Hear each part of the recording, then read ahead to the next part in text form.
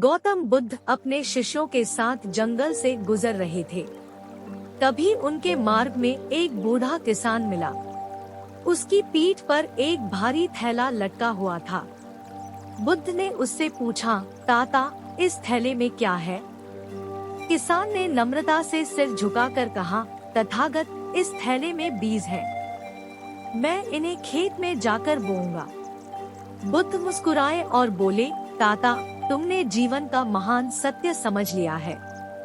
ठीक उसी प्रकार जैसे तुम जमीन पर बीज बो रहे हो, हम अपने कर्मों के बीज हर पल बो रहे हैं। और जैसा बीज बोएंगे वैसा ही फल हमें प्राप्त होगा।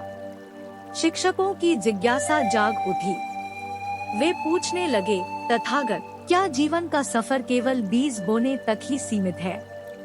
हम फल तोड़कर भोग नहीं सकते? बुद्ध ने जवाब दिया, जीवन तो बीज बोने और फल भोगने का चक्र है।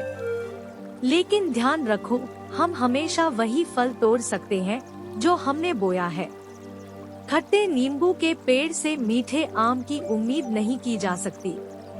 एक युवा शिष्य ने चिंता से पूछा, लेकिन अगर किसी खेत में गलत बीज बो दिए गए हो तो क्या उनसे हमें अच्छा फल मिल सकता है? बुद्ध ने शांति से कहा, बच्चे, जीवन में किसी गलती को सुधारने का भी अवसर है। खेत में गलत बीज पड़ जाने पर हम उन्हें उखाड़कर उनकी जगह अच्छे बीज बो सकते हैं। यही पश्चाताप और सुधार का मार्ग है। एक अन्य शिष्य ने पूछा, लेकिन कभी कभी तो परिस्थितियां ही ऐसी होती है कि हम वही फल नहीं तोड़ पाते जो हमने बोया है। बुरे कर्मों का फल भी नहीं मिलता। बुद्ध ने समझाया, नहीं बेटा, हर कर्म का फल अवश्य मिलता है, लेकिन कभी कभी फल मिलने में विलंब होता है। बीज के अंकुरित होने और फल देने में समय लगता है। उसी तरह हमारे कर्मों का फल भी उचित समय पर ही प्रकट होता है। शिक्षक कुछ गंभीर हो गए। एक ने पूछा, इसका मतलब क्या हम अपने भाग्य को नहीं बदल सकते? बुद्ध ने मुस्कुराकर कहा, भाग्य हमारे उन बीजों का समूह है जिन्हें हमने अभी तक बोया है। लेकिन आज भी हमारे पास नए बीज बोने का अवसर है। हम अतीत को नहीं बदल सकते, लेकिन वर्तमान को बदलकर भविष्य को रोशन कर सकते हैं। उस समय जंगल का रास्ता अंधकारमय होने लगा था। तभी किसान आगे आया और उसने अपनी टोकरी से एक दीपक निकालकर जलाया। उसकी रोशनी में सबका मार्ग उजागर हो गया।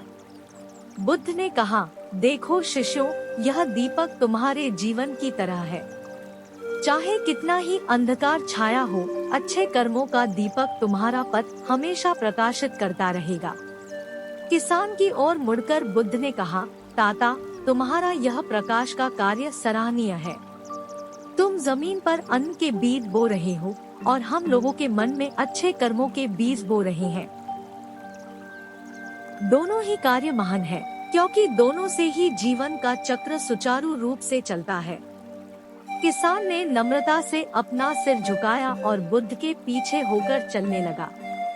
जंगल का अंधकार दीपक की रोशनी में पीछे छूटता जा रहा था और बुद्ध के शिष्यों के मन में उनके शब्दों की रोशनी भी जल रही थी, उन्हें अच्छे कर्मों के बीज बोने की प्रेरणा देती हुई। इस कहानी हमें यह सिखाती है कि जीवन एक बीज बोने और फल भोगने का चक्र है। हम अपने कर्मों के बीज हर पल बो रहे हैं और जैसा बीज बोएंगे वैसा ही फल हमें प्राप्त होगा।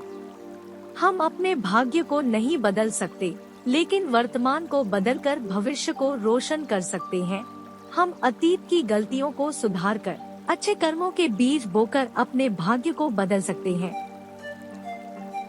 अच्छे कर्मों का दीपक हमारे जीवन का मार्ग हमेशा प्रकाशित करता रहेगा। चाहे कितना ही अंधकार छाया हो, अच्छे कर्मों की रोशनी हमें हमेशा सही राह पर ले जाएगी। यह कहानी हमें प्रेरित करती है कि हम हमेशा अच्छे कर्मों के बीज बोएं, इससे हमें सुख, शांति और समृद्धि प्राप्त होगी। यहाँ कुछ विशिष्ट प्रेरणाएं दी गई हैं, जो हमें इस कहानी से मिलती है। हर पल अपने कर्मों पर ध्यान दें।